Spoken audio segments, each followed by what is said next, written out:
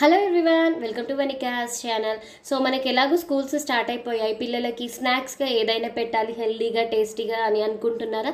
అయితే మరి మా స్టైల్లో ఒకసారి ఓట్స్ కప్ కేక్స్ని తయారు చేసి పెట్టండి, చాలా బాగుంటాయి.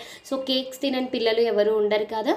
అయితే ఇలా రెగ్యులర్గా మనం ఇచ్చే కేక్స్ కాకుండా ఇలా ఓట్స్తో చేసి పెట్టండి, హెల్దీగా ఉంటాయి అండ్ టేస్ట్ కూడా చాలా బాగుంటుంది. ఈ రెసిపీని ప్రిపేర్ చేసుకోవడానికి ముందుగా ఒక మిక్సీ జార్ తీసుకొని దాంట్లో 1 కప్పు వరకు ఓట్స్ వేసుకోవాలి. ఈ ఓట్స్ వేసుకున్న తర్వాత వీటన్నిటిని ఒకసారి మిక్సీ పట్టేసుకొని మనం ఫైన్ పౌడర్ ప్రిపేర్ చేసుకొని పక్కన పెట్టుకోవాలి.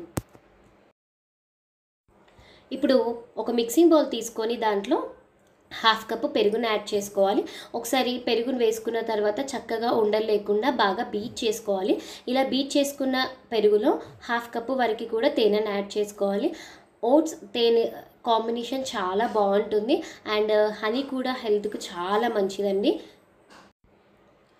హనీ వేసుకున్న తర్వాత ఈ హనీ అనేది పెరుగులో కలిసే విధంగా బాగా ఒక 2 నిమిషాల పాటు బీట్ చేసుకోవాలి. ఇలా బీట్ చేసుకున్న పెరుగులో ఇప్పుడు మనం ముందుగా మిక్సీ పట్టుకున్న ఓట్స్ పౌడర్ని యాడ్ చేసుకోవాలి. ఓట్స్ పౌడర్ని యాడ్ చేసుకున్న తర్వాత అలాగే దీంట్లో 1 tablespoon baking powder, 1 teaspoon baking soda వేసి అన్ని ఇంగ్రీడియంట్స్ని కూడా బాగా కలుపుకోవాలి.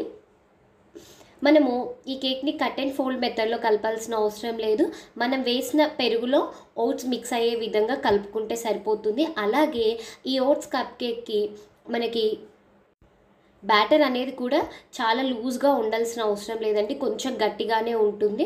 మీకు బాగా గట్టిగా అనిపిస్తే కొద్దిగా పాలను యాడ్ చేసుకోండి. ఇప్పుడు నేను ఈ వీడియోలో చూపిస్తున్న కన్సిస్టెన్సీ సరిపోతుంది.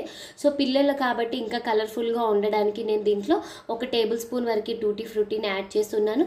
మీరు ఈ ప్లేస్లో డ్రై ఫ్రూట్స్ని కూడా యాడ్ చేసేసుకోవచ్చు. ఒకసారి ఇంగ్రీడియంట్స్ అన్నీ కూడా బాగా కలుపుకున్న తర్వాత ఇప్పుడు మనము ఈ బ్యాటర్ని ఇలా మనకి టీ కప్లో దొరుకుతాయి కదా కప్ కేక్స్ చేసుకోవడానికి, ఈ కప్లో కానివ్వండి, లేదు అంటే మన ఇంట్లో రెగ్యులర్గా యూస్ చేసుకునే చిన్న చిన్న బౌల్స్ ఉంటాయి కదా, వీటిలో అయినా చేసుకోవచ్చు. నేనైతే ఈరోజు బౌల్స్లోనే చూపిస్తున్నాను. సో ఈ బౌల్స్ అన్నిటికీ కూడా ఆయిల్ అప్లై చేసుకున్న తర్వాత ఈ బ్యాటర్ అనేది ఆ బౌల్స్లలో వేసుకోవాలి. నేను తీసుకున్న ఓట్స్ క్వాంటిటీకి నాకైతే ఒక 3 కప్ కేక్స్ వచ్చాయి. ఇప్పుడు వీటిలలో కొద్దిగా మనం ముందుగా మిక్స్ చేసుకున్న పిండిని అయితే వేసుకోవాలి.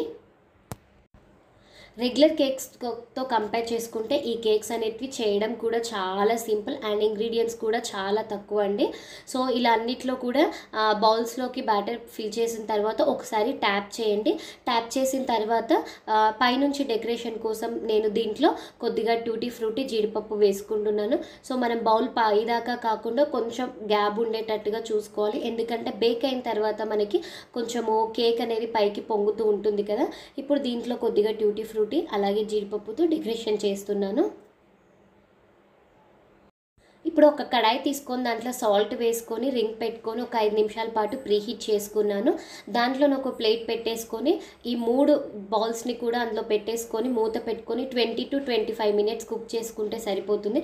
సో 25 మినిట్స్ తర్వాత మనకి ఈ కేక్ కూడా రెడీ అయిపోయింది. సో పూర్తిగా చల్లారిన తర్వాత జస్ట్ ఇలా మనకి నైఫ్తో ఎడ్జెస్ అన్నాం అనుకోండి, మనకి కేక్ అనేది వస్తుంది. చూడడానికి చాలా కలర్ఫుల్గా ఉంటుంది అండ్ ఫ్లఫీగా చాలా టేస్టీగా ఉంటుంది.